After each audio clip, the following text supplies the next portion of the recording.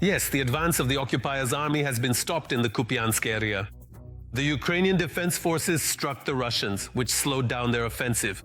This was stated by Viktor Trehubov, head of the communications department of the Joint Forces Group. More on what is happening at this hotspot on the front in our military review. The situation in the Kupyansk direction remains difficult, but Ukrainian forces are confidently holding the defense and delivering precise strikes against Russian troops. Russian plans to reach the city center are currently failing. Moreover, there is reason for cautious optimism, as even in the northern areas where they tried to concentrate their forces, things are not going well for them now. Several precise and heavy strikes were delivered against them. As a result, the offensive there has now stalled. Clinic is now being forced to change tactics. Instead of a direct breakthrough to the city center, the Russians are trying to bypass Kupyansk from the flanks. If anyone ends up encircled there, it definitely won't be the Ukrainian forces. There aren't enough Russians in the city or in the right positions to encircle anyone. Nevertheless, the situation of the so-called double air blockade remains. Russian drones are capable of attacking Ukrainian logistics while being close to Kupyansk. However, Ukrainian drones are also delivering mirrored strikes against enemy infantry groups and equipment. Logistics are complicated for both sides, but control over key routes and transport hubs remains with the Ukrainian army. Ukrainian reserves sent to stabilize Kupyansk. Additional operational reserves of Ukraine's defense forces have been deployed to Kupyansk to stabilize the situation in this settlement. Kupyansk is not an end goal for the enemy, but rather a diversionary maneuver. According to experts, Russia is using a 1,000 cuts tactic, creating tension in secondary areas to distract attention from the main strike. According to the General Staff, the highest intensity of fighting is currently being recorded in the Pokrovsk direction. The occupiers are facing a question: the redeployment of operational reserves. The point is that due to the water barrier, the river that divides Kupyansk, the occupiers are unable to quickly redeploy operational reserves and accordingly reinforce their assault groups. At the moment, the occupiers are trying to concentrate their main attack in the area of Kupyansk-Uzlovi. They are in dire need of control over this key railway station. A short logistics route, both from the territory of the Russian Federation and accordingly from the occupied areas of Luhansk region, would allow the occupiers to create a strike group which would then plan to advance along the Oskil River toward the Sloviansk-Kramatorsk agglomeration. Things are not going well for the occupiers in the rear either. Ukrainian forces are carrying out preemptive strikes on the enemy's strategic targets, on ammunition depots and fuel and lubricant supply points. The goal is to deprive the Russians of the ability to supply their assault groups, to slow down their advance even before they reach the front lines. Over the past week, Special Operations Forces drones have carried out a series of strikes on oil depots in the temporarily occupied territories. These were in the districts of Luhansk region, which were being used at the time to supply fuel and lubricants to units of the Russian occupation army, both in the Lyman direction and primarily in the Kupyansk direction. In particular, Special Operations Forces drones attacked oil depots in occupied Starobilsk, which is precisely the Kupyansk direction, and in Luhansk. Over the past day, drones from the Special Operations Forces of Ukraine's defense forces have struck a number of field fuel and lubricant depots in the temporarily occupied areas of Luhansk region, which is intended to reduce the intensity of attacks by Russian occupiers in this direction. But while the situation on the battlefield is far from a breakthrough, on TV screens Moscow continues to claim victory. The Russian Ministry of Defense is once again reporting the capture of Kupyansk and the destruction of the 16th Mechanized Brigade of the Armed Forces of Ukraine. But there's one catch: such a brigade doesn't exist. According to Moscow, this fictional brigade supposedly lost 8 soldiers, and Ukrainian units in Podpetrovka and Velika Shapkova have allegedly been encircled. But the reality remains unchanged. Heavy fighting continues near Kupyansk, but the city remains under Ukrainian control. Russian forces are taking losses, changing tactics, and searching for alternative routes. And Ukrainian defenders, despite the pressure, continue to hold the line and once again shatter the myth of the Kremlin's invincible army.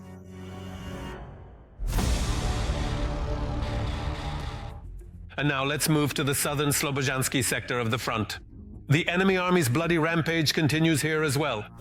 In the southern Slobozhansky direction, our forces repelled 12 enemy attacks in the areas of Vovchansk, Vovchansky Khutori, Tike, Otradne, and towards Kolodezne and Dvorichanske. A real manhunt has begun in the territories of Ukraine temporarily occupied by the Russians. The occupiers are conducting raids, grabbing locals right off the streets and immediately sending them to the front lines. The details of this horror. Let's watch. Oleg from the occupied Torres, that's in Donetsk region. On the third day after his 18th birthday, he went to the local military enlistment office to register. He was told right away, either you sign the contract or it's prison. There is no third option. At the enlistment office, they threatened me with prison. They said if I didn't sign, I'd be charged with the full article from 5 to 7 years. It was impossible to get out of the field camp. The control was extremely strict. At every corner of the camp, there were military patrols.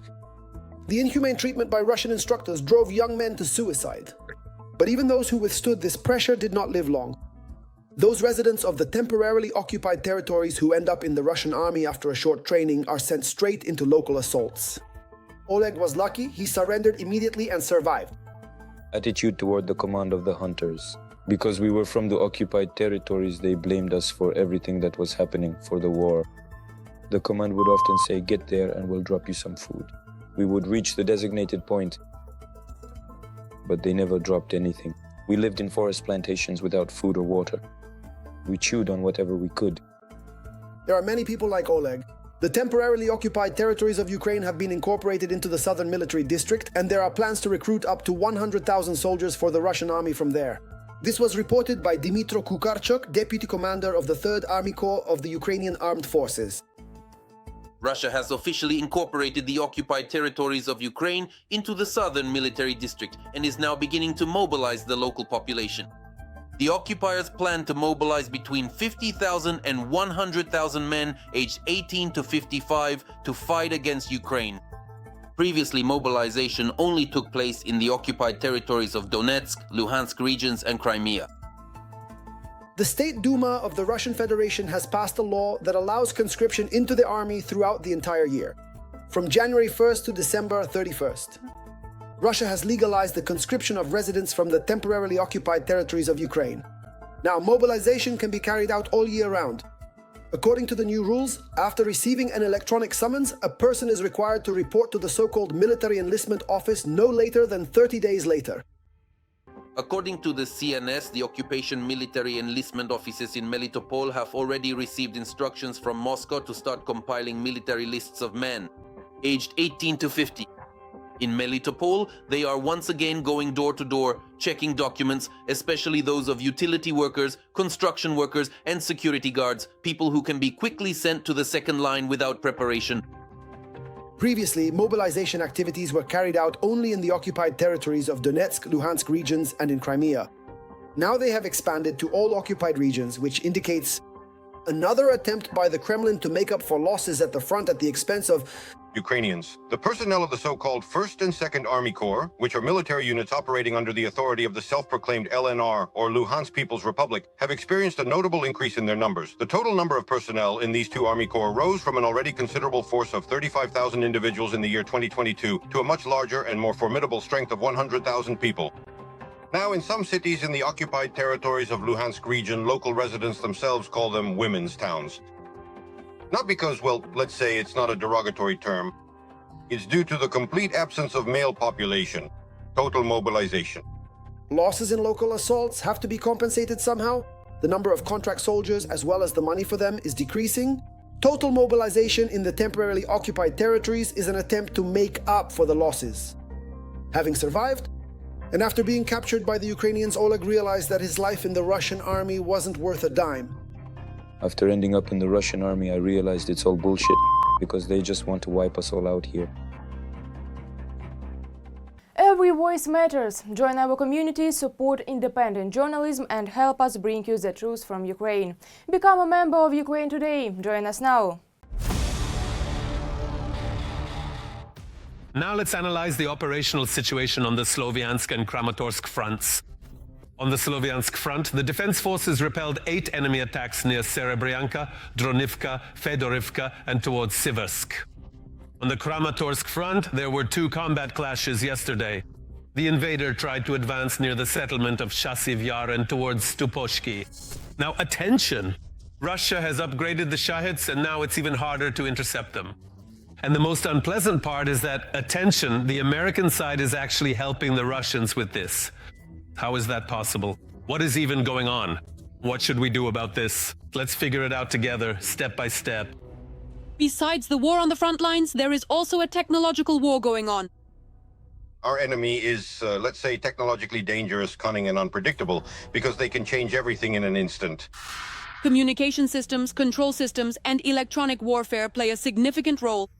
The key issue is complexity in order to be able to counter the enemy. The speeds are no longer the same. The enemy uses various means to make their drones less vulnerable to our electronic warfare. In 2024, jet-powered Shaheds equipped with electronic warfare countermeasures were spotted over Ukraine. In fact, they are trying to turn the large, unwieldy Shahed into an FPV analog, which is controlled via radio channel directly from the territory of the Russian Federation or from occupied territory. This Shahed is equipped with an onboard video camera that can transmit footage directly.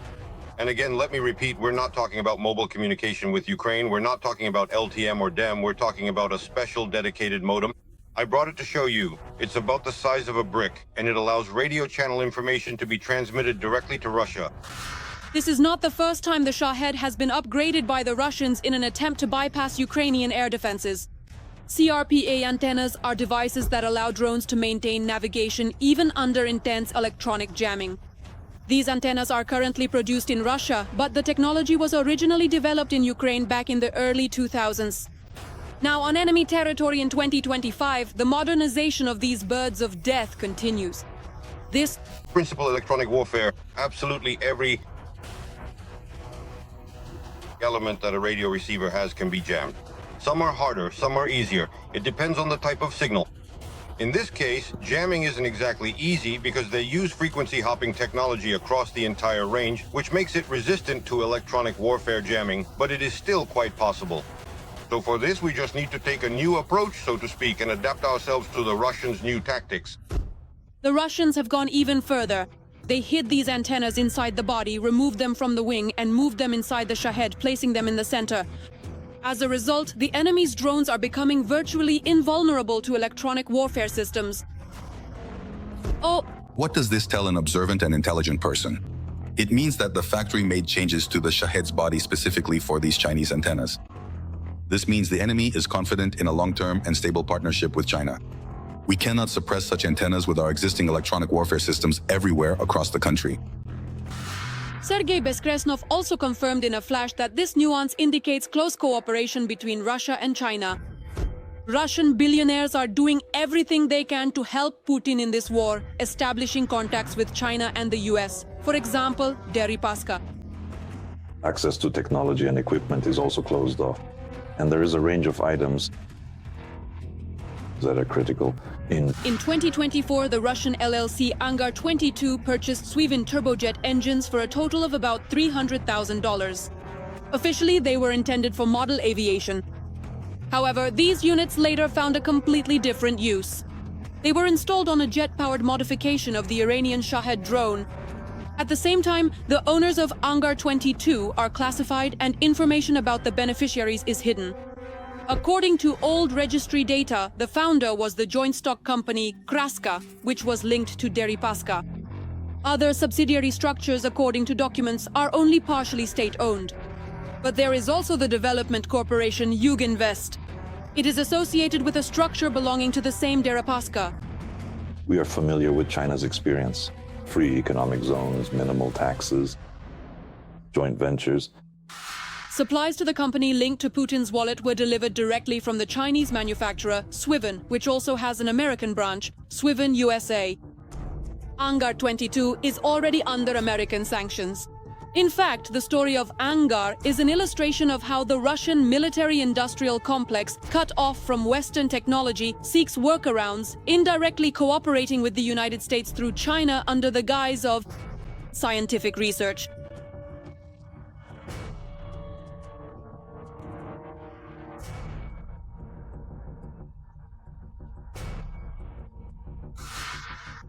updates its drones to carry out attacks on Ukraine.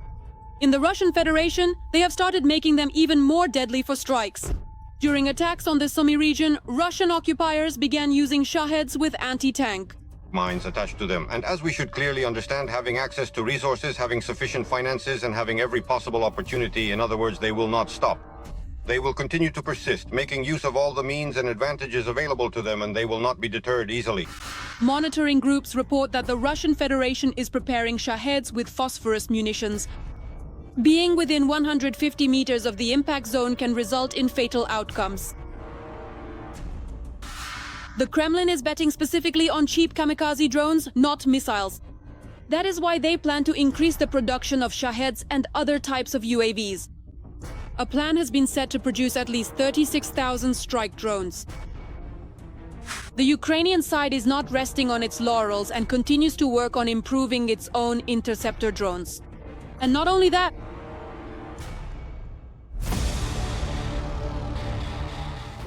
That's all for today, but very soon there will be new updates on the Front News program. Unique materials from our journalists in the hottest spots of the war, obtained so that you know the truth. This was Vladimir Timoshenko with you. Take care of yourselves and your loved ones.